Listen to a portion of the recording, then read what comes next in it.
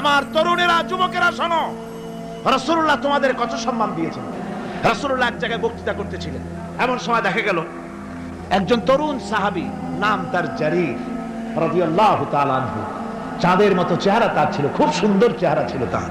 হযরত জারীর বসতে না পেরে জায়গা পায় না, দাঁড়ায় আছে। রাসূল নিজের গায়ের চাদরটা খুলে জারীরের দিকে নিক্ষেপ করলেন, বললেন, জারীর দাঁড়িয়ে আছো, আমার চাদরের উপরে বসো। সুবহানাল্লাহ। হযরত জারীর রাসূলুল্লাহর চাদর নিয়ে চুমা খাইতে লাগলেন আর বললেন, আকরামাকাল্লাহ কামা আকরামতানি ইয়া রাসূলুল্লাহ। হে রাসূল, আল্লাহ আপনার সম্মান আরো আরো অনেক বাড়িয়ে দিক, যেমন আপনি আমাকে মর্যাদা দিলেন। হে রাসূল, আপনার চাদরে পৃথিবীর কোনো মানুষ বসতে পারে না। আমার তরুণ ভাইয়েরা, আমার যুবক ভাইয়েরা, তোমাদেরকে রাসূল মহব্বত করতেন, ভালোবাসতেন সবচেয়ে বেশি। তোমরা আজ বাতিলের শিকার। কার শিকার? বাতিলের শিকার। আমি একজনের গলায় দেখলাম এত বড় তাবিজ, বললাম, ভাই এত বড় তাবিজ, এর মধ্যে কি? কয় যে সর্বনাশ, এ বলাই যাবে না। বললাম, কেন? কয় যে আমার ক্ষতি হবে। কিচ্ছু হবে না ভাই, খোলো তো একটু দেখি। তারপরে তাবিজটা খুললাম, মোমটম ছাড়াইয়া তাবিজ দেখলাম যে ওইভাবে দাগ দাগ দেওয়া, আর চতুর্দিকে লেখা ইয়া বধূ হো, ইয়া বধূ হো। তা আমি বললাম, ভাই এই তাবিজ দেখছে কে? বললো, মসজিদে ইমাম সাহেব। ডাকেন। ইমাম সাহেব আসলাম, বলল, ভাই ইমাম সাহেব এই তাবিজ আপনি লিখছেন? কয় হ্যাঁ। তা আমি বললাম, ভাই বধূ হো কি? কয়, হুজুর আমি নিজেও বুঝি না বধূ হো কি।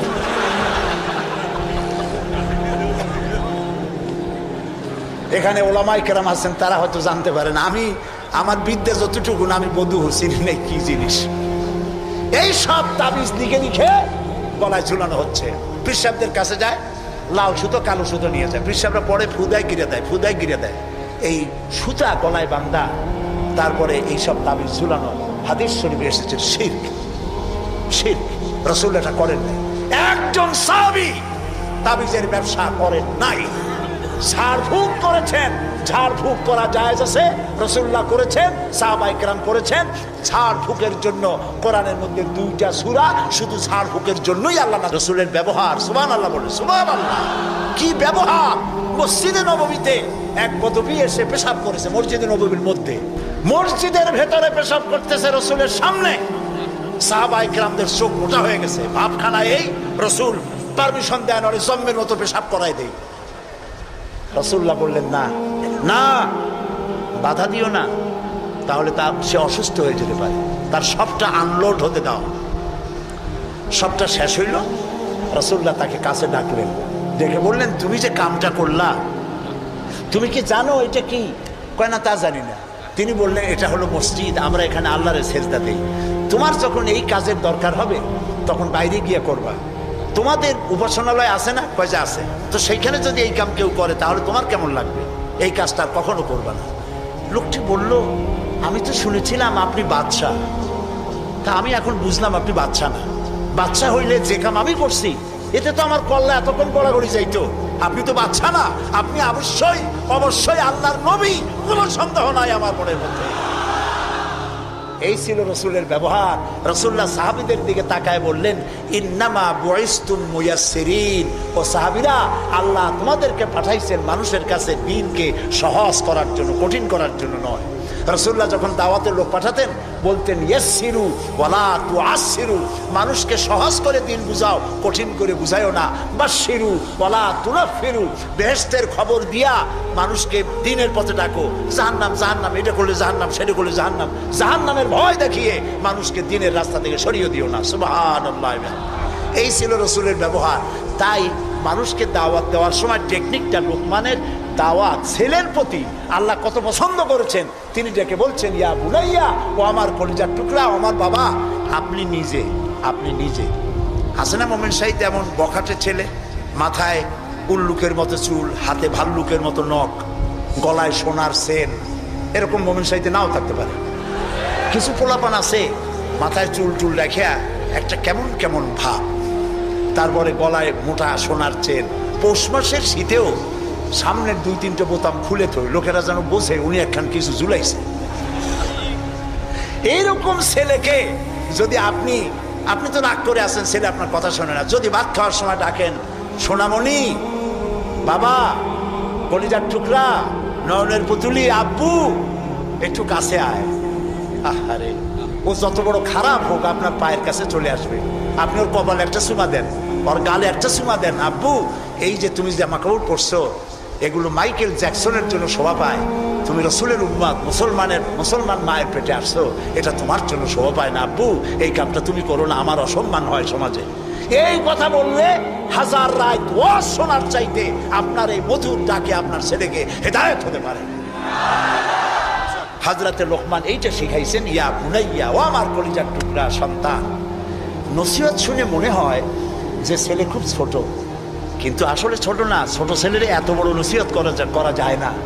নসিহতের গুরুত্ব বুঝে বোঝা যায় ছেলে ছোট না, ছেলে বড়, কিন্তু ডেকেছেন তিনি সোনামণি। ফেরাউন যত চেষ্টা করছে মুসারে আসতে দেবে না, আল্লাহ মুসা আলাইহিস সালাম নিয়ে ফেরাউনের ঘরেই লালন পালন করছে, ঠিক কিনা? ইসলাম ডুবাই দেবো, মিটাই দেবো, যতই চিল্লা, এটা বন্ধ করার ক্ষমতা পৃথিবীর কোনো মানুষের নাই। এটা বন্ধ করার ক্ষমতা বুশের নাই, বুশের বাবেরও নাই। সুবহানাল্লাহ বলে। এক জরিপে জানা গেছে সারা পৃথিবীতে কোরআন যারা মুখস্থ করেছে তাদের সংখ্যা 5 কোটি ছাড়াই গেছে। ময়মনসিংহে হাফেজ নাই, আছে সর্বত্র। সেবার লন্ডনে এক মাদ্রাসায় আমাকে দাওয়াত করা হলো, হেফজখানা। যারা মুখস্থ করেছে কোরআন তাদের মাথায় পাগড়ি পরাবার জন্য। এখন মাদ্রাসা মুখস্থ করা, কোরআন মুখস্থ করার মাদ্রাসা লন্ডনে হয়েছে, আলহামদুলিল্লাহ। কর ইসলাম ডুবাই দেবো, মিটাই দেবো, যতই চিল্লা, এটা বন্ধ করার ক্ষমতা পৃথিবীর কোনো মানুষের নাই। এটা বন্ধ করার ক্ষমতা বুশের নাই, বুশের বাবেরও নাই। সুবহানাল্লাহ বলে। প্রিয় ভাই সব, সেই ইংল্যান্ড আজ আর নাই যে ইংল্যান্ডে এখন থেকে 150 বছর আগে মাত্র একটা মসজিদ ছিল। সেই ইংল্যান্ডে এখন মসজিদের সংখ্যা 8000 ছাড়াই গেছে। কেমনে বন্ধ করবা ইসলাম?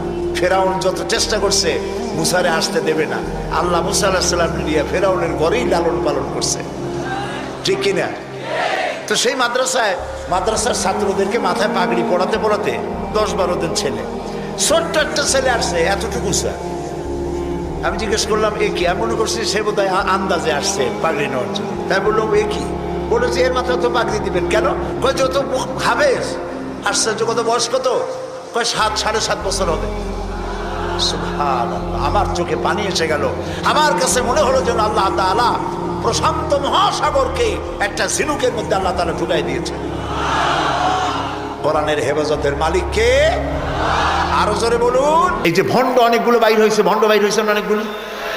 একটা আছে দেওয়ানবাগি, সার্কিট হাউসের সামনে দেখলাম বিশাল লেখা, বিশ্ব আসে। শয়তান সম্রাট। এটি হচ্ছে, এই লোকটি একটি পাপিষ্ঠ এবং ভণ্ড। সে দাবি করে সে নাকি মুহাম্মদী ইসলামের পুনর্জন্ম দানকারী। আস্তাগফিরুল্লাহ। মুহাম্মদ সাল্লাল্লাহু আলাইহি ওয়াসাল্লামের কোন ইসলাম আছে? তাহলে মুহাম্মদী ইসলাম কি? ও যে জাহেল, লেখাপড়া জানে না, আলেম না, এটাই তার প্রমাণ। মুহাম্মদ সাল্লাল্লাহু আলাইহি ওয়াসাল্লামের কোন ইসলাম নয়। ইসলাম কার? চিল্লায় বলো। ইসলাম হচ্ছে আল্লাহ তাআলার, উনি তার প্রচারক, সর্বশ্রেষ্ঠ প্রচারক।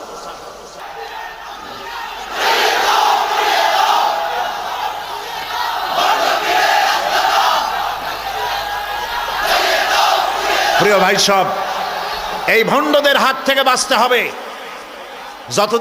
যখন আপনি বিশ্বাস করবেন যে আল্লাহ ছাড়া আমার ক্ষতি বৃদ্ধি কেউ করতে পারবে না, তখনই এর থেকে আপনারা বেনিয়াজ হতে পারবেন।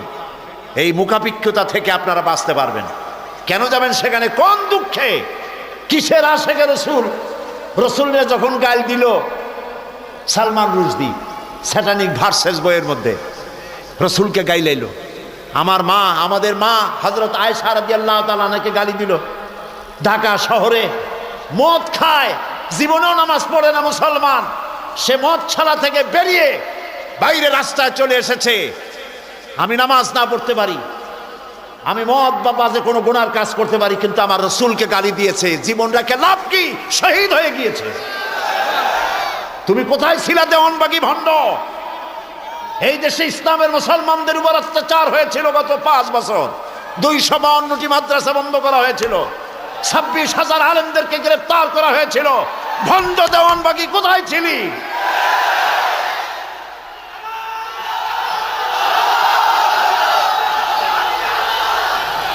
প্রিয় ভাই সব,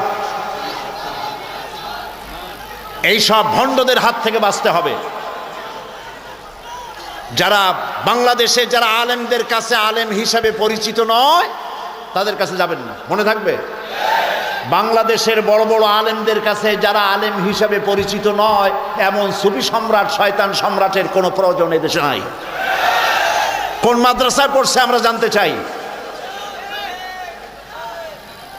বাড়ির নাম রাখছে বাবে রহমত, বাবে গজব হইছে বাবে রহমত। নবী করিম সাল্লাল্লাহু আলাইহি সাল্লামের রওজা মুবারক, তার কবর শরীফের উপরে সবুজ রঙের গম্বুজ, ওইটা নিজের বাড়িতে ওইরকম গম্বুজ বানাইছে। কত বড় কপাল পোড়া বেয়াদব। প্রিয় ভাই সব, এই জন্য ঈমানকে মজবুত করতে হবে, আলেমদের সাথে থাকতে হবে। কাদের সাথে থাকবেন? আলেমদের সাথে। প্রিয় ভাই সব, এই জন্য সলিড ইবাদত করতে হবে আল্লাহর। এই কলজা একদম সাফ করে নিতে হবে। আল্লাহ ছাড়া আমার ভাগ্য কেউ ভালো বানাইতে পারে না, খারাপও করতে পারে না, এটা আমার বিশ্বাস। আমি মরে যাব, আমার শেষ নিঃশ্বাস পর্যন্ত এই আকীদার কথা বলতেই থাকবো ইনশাআল্লাহ।